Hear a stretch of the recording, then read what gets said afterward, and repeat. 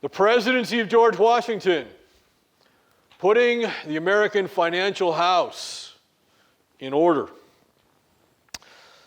So last week we observed how the United States struggled mightily, financially, politically, socially, in every way underneath the Articles of Confederation, which was the first government of the United States. Eventually, our founding fathers met in Philadelphia in the summer of 1787 to author a more effective, a more powerful federal government. In short, to correct the ills of the Articles of Confederation.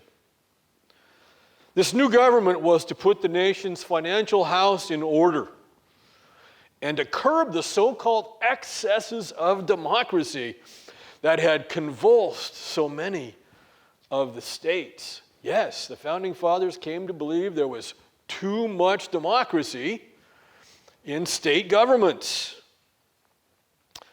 Ultimately, George Washington was given the task of putting flesh and bones on the skeleton that was the Constitution. In other words, to breathe life into this new body politic.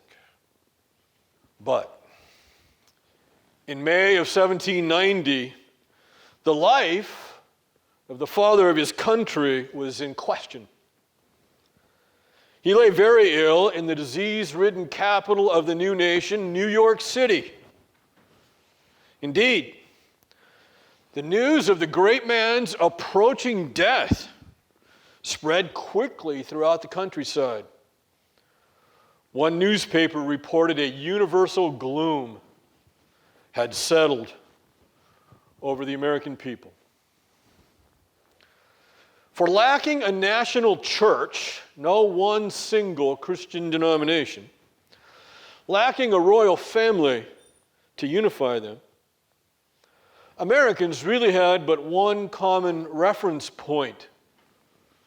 The man who provided a sense of unity to the new nation, who everyone relied upon to make the Constitution a living document, was George Washington, and now it appeared he would die in the first year of his first term.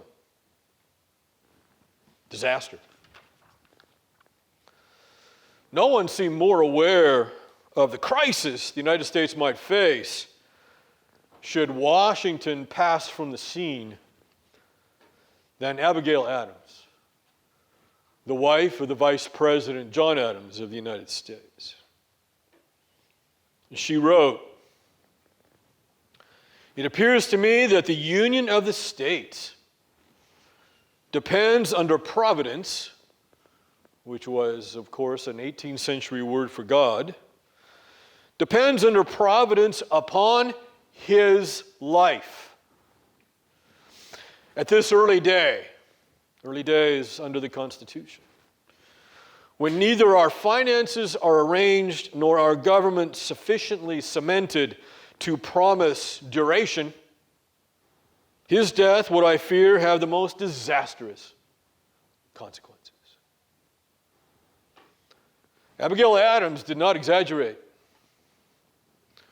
Since the forming of the new government the previous year, there had been much bickering and bad blood between the representatives of the states.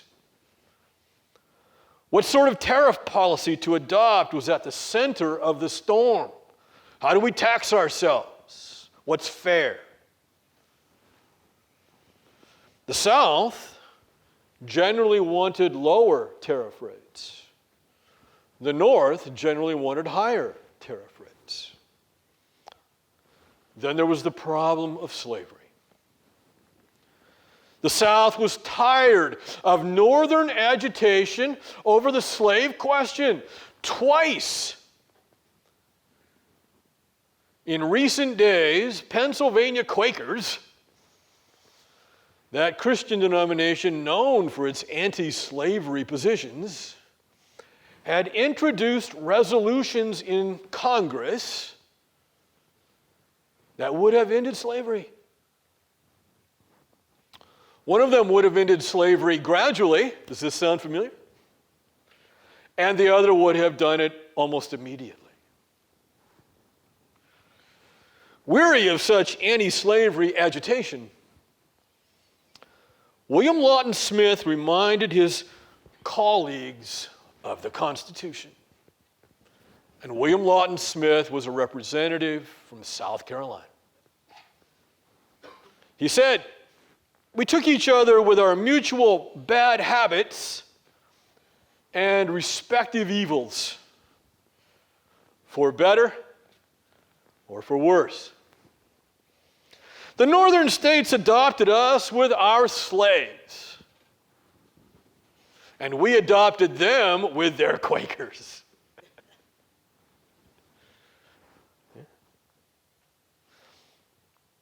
By May 12th, the president's family and friends had grown desperate over his life. William Jackson, Washington's unofficial bodyguard, the Secret Service, all in one man, sent for the nation's foremost surgeon who lived in Philadelphia, Dr. John Jones. And so the doctor rushed to New York City to be by Washington's bedside and to take care of him. And for the next 4 days, with Martha Washington's help, they nursed the president. Nevertheless, Washington's life seemed at an end. Secretary of State Thomas Jefferson visited his fellow Virginian to hear his last words. But the president survived. His remarkable constitution, natural vigor, saw him through this illness as it had so many others in his life. And George Washington's accomplishments over the next 7 years of his 2 terms provided the basis for the establishment of constitutional government. What was Washington's essential purpose in his 2 terms as President of the United States? What did he hope to accomplish? In 1789, he had written his friend, the Marquis de Lafayette, that his goal as president was to, and I quote from the letter, was to extricate my country from the embarrassments in which it is entangled, to get us out of these embarrassments. Through want of credit, and to establish a general system of policy which will ensure permanent felicity to the Commonwealth.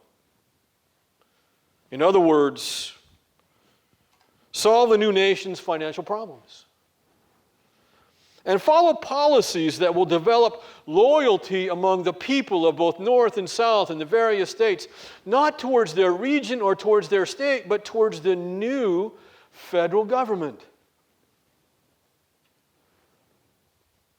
And that's not how people thought in those days. They thought in terms of loyalty to the state, not the nation. Hamilton's financial plan. We have to put the financial house in order, or we will not be unified. It's when we were at each other's throats, when we are at each other's throats over money, over economics, over finances, that we are ununified. And so while the study of financial issues will, I confess, sometimes be a bit boring, they are absolutely essential. Boring is not a synonym for unimportant. Again, boring is not a synonym for unimportant. Grasping that is a huge step towards accomplishing a fine education. You can say to yourself, doggone it, this is boring. And if you're honest, you'll find a lot of stuff boring. But in the next breath, you have to say, but I have to get it because it's important. Hamilton's financial plan. So in order to achieve these goals, unity and financial success, Washington turns to Alexander Hamilton to be Secretary of the Treasury, in other words, the man in charge of the money, and Thomas Jefferson to be the Secretary of State, the man in charge of foreign policy. In 1789, Washington and Hamilton addressed the problem of creating a reliable source of revenue and income for the federal government. That was the number one problem with the Articles of Confederation, was that there was no reliable source of income, no taxation. A government has to have money, and the only place to get the money is from the people that are governed. This is unpopular to hear today, because many Americans think that the federal government can just print off a whole bunch of money and we can spend it however we want to. Free money. No, money represents work, people, and work can only be done by people. At some point we have to pay back any money that we borrow from the printing press or from a bank. Again, another key concept. Money represents work, value of some kind. And so then Alexander Hamilton is going to set out to solve the nation's money problems. We have to have money to pay our debts, and the debts were enormous coming out of the Revolutionary War. Hamilton now proposes that a 5% tariff tax a 5% tariff would be enacted, and the proceeds, of course, would be collected at the ports, because that's where a tariff is placed on incoming goods. And then, of course, the customs officer, the person who's collecting the tariff, then sends the money off to the federal government. And just as a reminder from the Revolutionary War issue and tariffs and so forth, a tariff is a tax on incoming goods, so we have goods that are being imported from, let's say, Britain. All right? Shoes is an example I like to use. And so you've got a ton of shoes that come in over the docks. The 5% on the value of those shoes would be added to the shoes. Let's say the shoes are worth $1,000, just to keep it simple. And so your 5% onto that is what, $50? And so you get $50 then that goes to the federal government. So now the shoe importer's got cargo that he's paid $1,050 for, right? So now he's got to raise his price on his shoes a little bit to cover that $50, that 5%. This is great, because you've got American manufacturers of shoes as well. And now the imported shoes cost a little bit more than the domestically manufactured shoes, and that's why factory owners love tariffs. Doesn't matter what the tariff is on. If it's their product, that's great, you see. Because those imported things cost more, and the American manufacturer gets to either raise his prices or sell more goods or what have you, make a little bit more money. But the downside is that the goods then tend to cost a little bit more. And so if you're more of a consumer than you are a manufacturer, how do you feel about tariffs?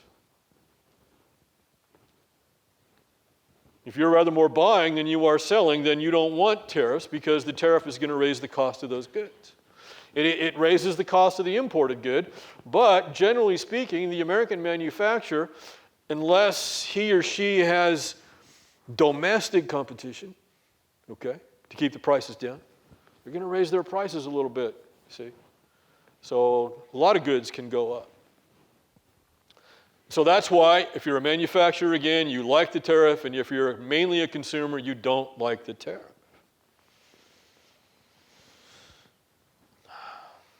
The problem was that the North had most of the manufacturers, and so the people who appreciated the tariff tended to live in the North, while the South does not have factories and so forth, and so they're mainly consumers, and they don't like the tariff.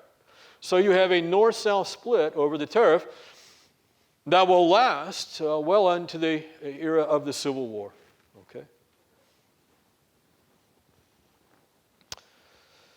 Well, what do? Who's going to decide? In this case, Washington supports Hamilton, and Washington's support is enough to put the tariff over the top. And so the tariff becomes the way in which Hamilton's program provides then a revenue for the federal government. And a 5% tariff was a nice tariff. It's going to create that revenue, but it's not so high that it's going to choke off trade. And it's not so high that it's going to raise prices egregiously. And so it seems to be a nice compromise. Indeed, it was such a nice compromise that the northern manufacturers, those who benefited the tariff, were a little bit miffed that the tariff was so low. They wanted higher tariffs. Southerners wanted no tariffs. One of the ways sometimes to demonstrate that you pretty much got the policy right is that nobody is happy with it. You're right in the middle, folks. You can't live there forever, but that's a pretty good test. Hamilton's financial plan, part 2, the debt. So as we have seen, the old government under the Articles of Confederation could not pay its debts. In order to establish the good credit of the United States government, in order that the government could borrow more money, because at this point, before the Constitution is put in place, the government is going to have a very difficult time borrowing any money, let's say in a national emergency, an invasion by a foreign foe, got to borrow money. We haven't been able to pay back our debts. Who's going to loan us money? Yeah. So that's the problem. The credit matters. You've got to demonstrate that you're going to pay back your debts in order to borrow money in the future. The United States is not doing that. So Hamilton then proposes to pay the debt back, and demonstrate our faithfulness so that in an emergency in the future, we could borrow more money if we had to. Makes absolute sense. Now, the debts were owed to foreign powers like the Dutch, who had loaned us money in the middle of the Revolution. But the debt was also owed to American citizens who had given money to the federal government in the form of loans and expected to be paid back at some point. So American citizens are owed this money. Foreign nations are owed this money. Hamilton now proposes to pay everybody back.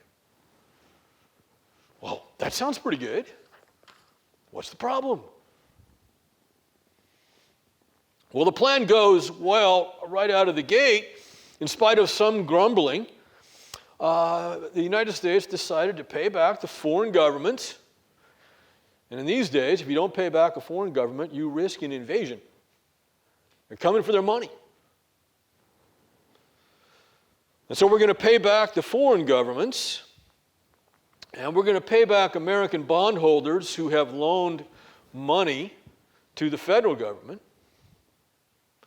But now Hamilton also proposed that the federal government assume the war debts of the various states. Now, this is a different debt.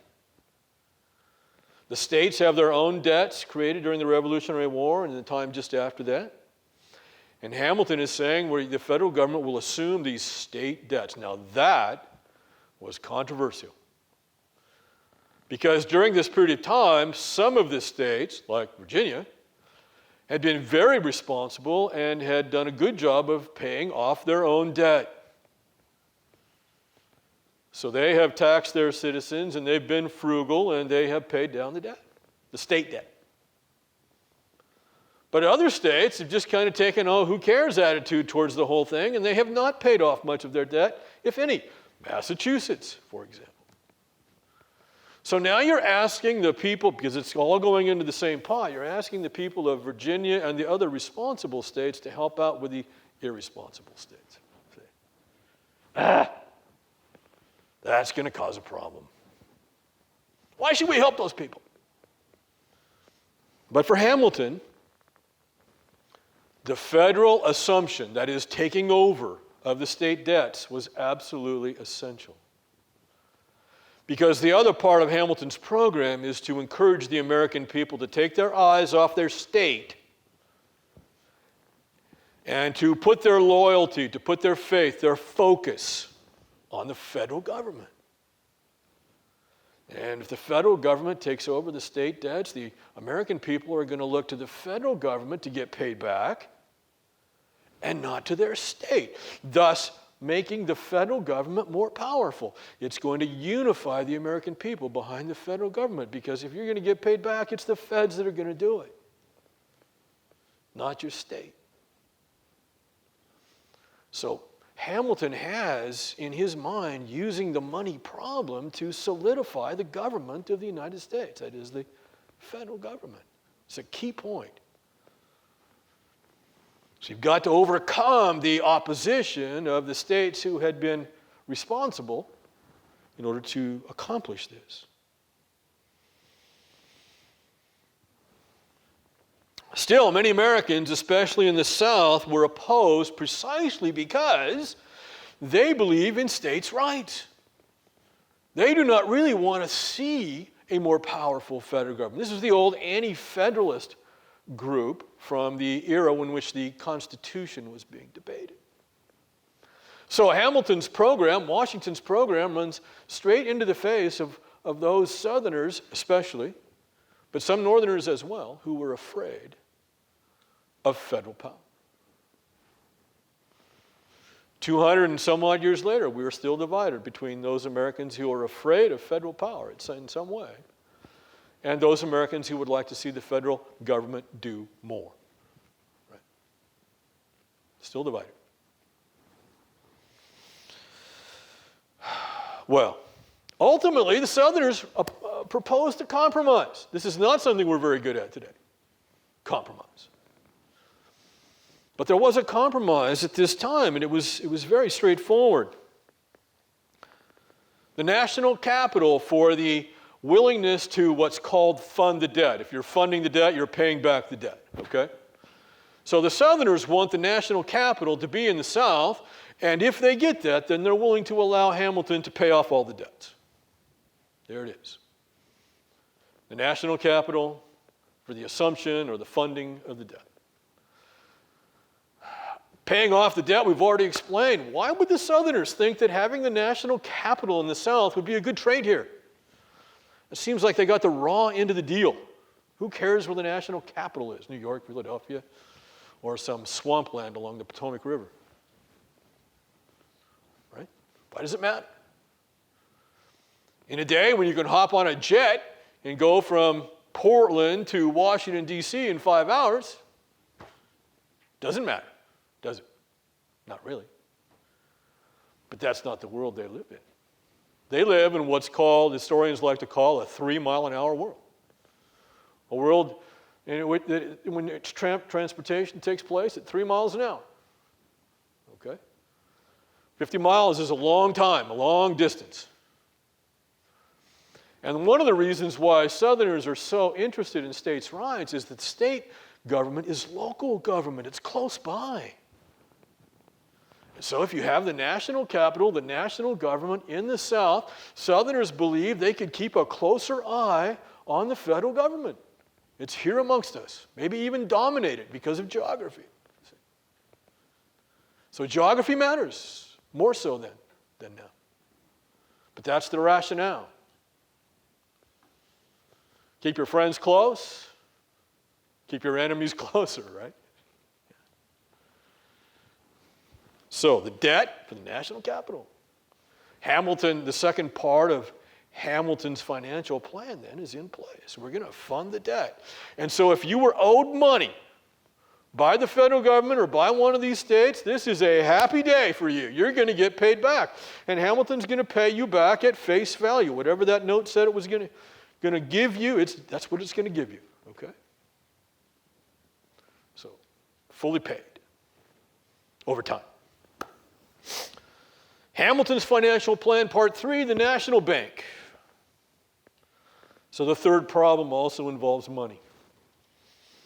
Boring, but important. Hamilton proposed the federal government inaugurate or create a national bank. And that national bank would be the bank where, number one, the federal government puts all its tax revenues. If there wasn't a national bank, then the federal government would have to spread its money, the money coming in off the tariff, right, around to privately held banks. That would be cumbersome, even dangerous. So the federal government wanted a national bank, and that's where it would put its funds. 2, the federal bank, the national bank, the Bank of the United States, is going to control those other state banks, those privately held banks. So it's going to be like the super bank.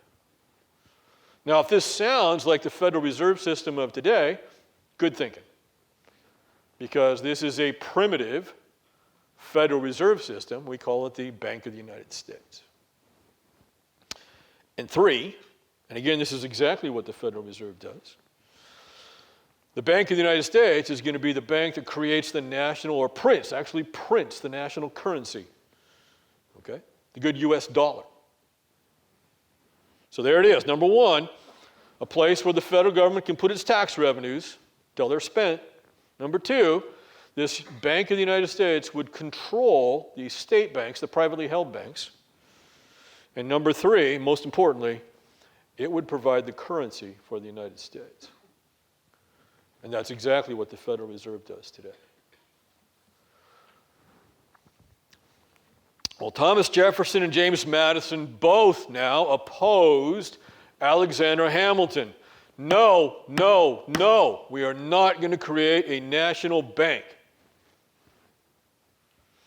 They were convinced that those who controlled the national bank, the Bank of the United States, and the bank was to be 80% funded by private people. So you'd have a board of trustees of the Bank of the United States who would be major investors in it. And so Jefferson and Madison were concerned that these private investors who would control the bank would control the government. That it would be a lever into controlling the federal government. That the rich then, because obviously most of the money is going to come from the rich, right? The rich then would run the country for their benefit. That is the great concern.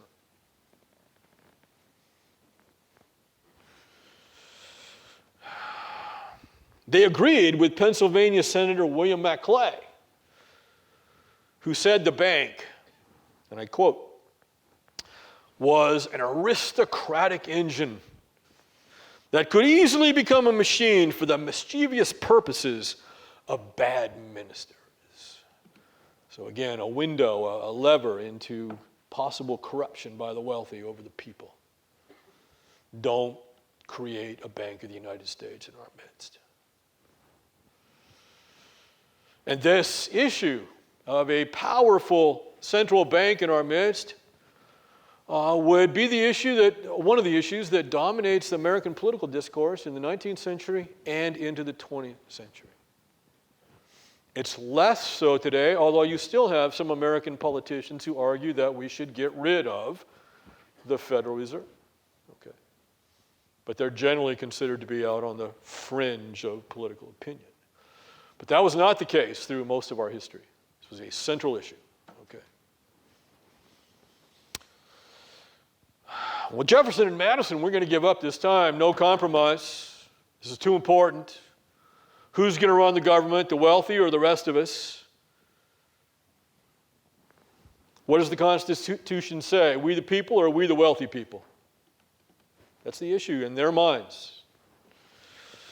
And so they're going to disagree with Hamilton's plan, and they're going to use the Constitution to stop the creation of the national bank. They argued that the Constitution did not give the right to the federal government to create such a bank. And so then they used the 10th Amendment. And the 10th Amendment says the powers not delegated to the federal government are left where? With the states or the people. That is a restrictive clause, folks. In other words, unless you can find somewhere in the Constitution where it says that the federal government has the right or the power to create a national bank, you can't do it. The power has to be enumerated. If it's not there, then that power is delegated to the states or the people. See? All right. Well, guess what? The Constitution doesn't specifically say that the federal government has the right to create a national bank. So therefore, Jefferson and Madison are right. But wait. There's another side to the issue. Hamilton's response. He's not going to see his national bank go down so easily. And so he pores over the Constitution, and he comes up with a reading of something that is, in fact, in the Constitution. It's called the Necessary and Proper Clause. And he says the Necessary and Proper Clause implies the power to create a national bank. The clause says the Congress shall have the power to make all the laws necessary and proper for the carrying into execution the foregoing powers. And then Hamilton goes on to argue that the foregoing powers are obvious, handling the financial affairs of the country, for which a national bank is absolutely necessary, as all the other great nations of the world have. You see, the British in particular, right? Okay, so that's the Necessary and Proper Clause. So Hamilton then is arguing for a loose interpretation of the Constitution. It's not specifically there, but it's implied in the Necessary and Proper Clause, okay? You kind of have to have a broad or loose interpretation to get there. Whereas Madison and Jefferson are arguing for a strict interpretation of the Constitution. The words are not there, you can't do it. No driving a truck through this thing. Who's going to decide? It's a constitutional debate. Who decides the constitutional issues in this country? Today. Yeah, thank you, Christine. Yeah, the Supreme Court does. Today, the president would weigh in and so forth, and we might pass a law, but then it might be challenged in the courts, and the Supreme Court would decide, right? We don't have that precedent quite yet. That's something that comes along gradually over time. It's not in the Constitution itself that the Supreme Court is the decider of constitutional issues. Again, it takes time to work that out. So who is the great arbiter of constitutional issues at this time then? George Washington. Whatever Washington decides is what the country is going to do. How much power is that? Can you imagine the prestige, the power that is placed in this one man's hands? After careful consideration, George Washington sided with Alexander Hamilton. And after reflecting on this for a while, Washington became even more convinced that it was right. Back in 1783, he had written, "It is only in our united character, that is, strong federal government, that our independence is acknowledged, that our power respected, or our credit supported amongst the other nations. Only as we are unified, only as we are powerful, are we respected and our credit recognized." Washington saw a world in which two empires seemed to be almost constantly at war with one another, and when they were at war, it tended to suck in lesser nations into the conflict. This, of course, is Great Britain and its archenemy France. And then Washington knew that a third empire, a very powerful empire, was camped on our southern border. And that is Spain, in the Floridas, etc. Only a strong federal government could provide an adequate defense against adversaries such as these. And that strong federal government could not function without a strong national bank to pay for that defense, to organize our finances. And so the question becomes, then and now, what do you fear more? Do you fear foreign powers more than ourselves? If that's the case, Washington, Hamilton are your people. Or do you fear our own wealthy, our own institutions, our own powerful federal government? Is that more terrifying to you than Great Britain or Spain or ISIS or China? Then Jefferson is your man, you see. What do you fear most? Perhaps you fear both. That would not be illogical. Then you have to apportion, right? Yeah. And perhaps in one decade it's more this, and then the next decade it's more that. Life isn't easy. History isn't easy. Political philosophy should not be easy.